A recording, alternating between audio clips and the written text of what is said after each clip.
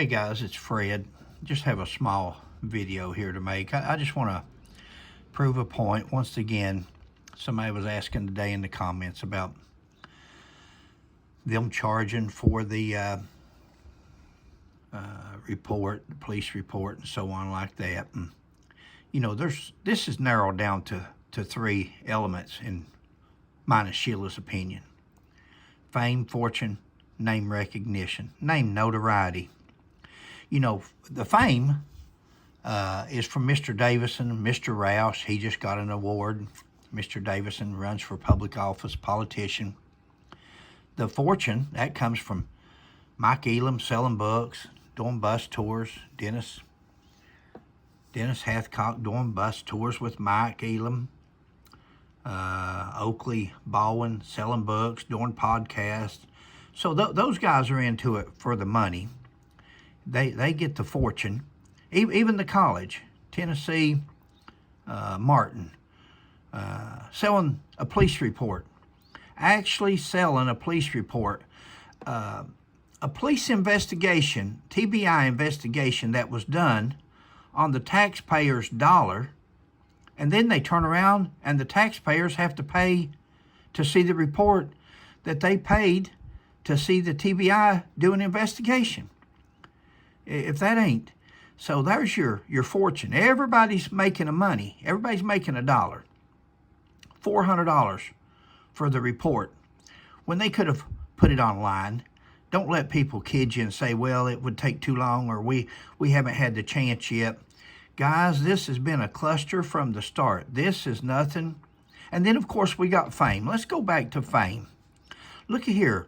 Here's Mark Davison standing there. I'm going to go to some different pictures, but I want you to look. Just look right here, what you see right there. Mark Davison. Let's go to this little symbol that's below there. Let's go to, well, I went to the wrong thing. That's my Marine Corps page. Mark Davison again.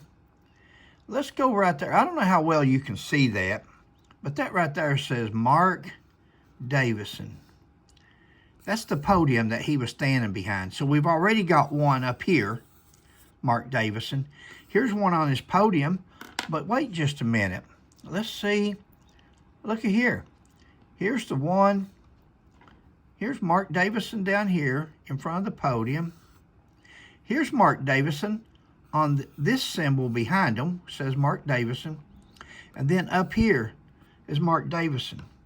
Have you ever seen anybody so narcissistic in your life? Is there anybody that would miss that name in at least 3 different places on that stage that day? And we wonder what this was all about. He talks about history making. He talks about Buford Pusser. He talks about the file is just too voluminous to tell you everything that's in it. You're just going to have to read the report. But while you're at it, look at my name here on the wall. That's me, Mark E. Davison. That's me up here. That's me. Here, over here's David Roush. Guys, this was for nothing more than fame, fortune, and name recognition.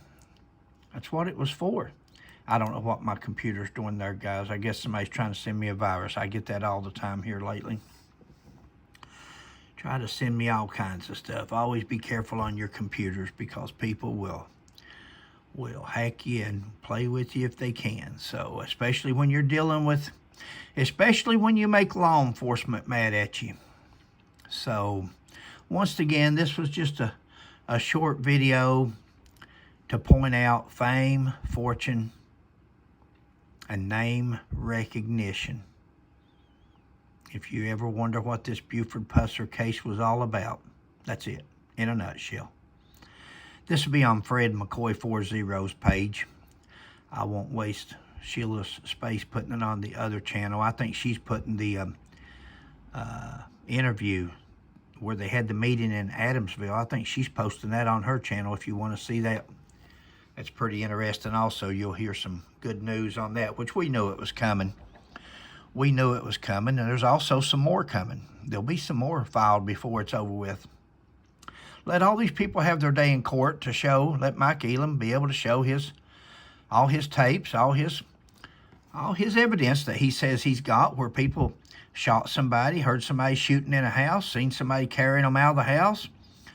All this evidence. Let Dennis Hathcock explain how he was out there on the road that morning and just happened to look down and seen Pauline's brain, knew right where to go to. TBI had their case. Mark Davison had his case. He could have made history.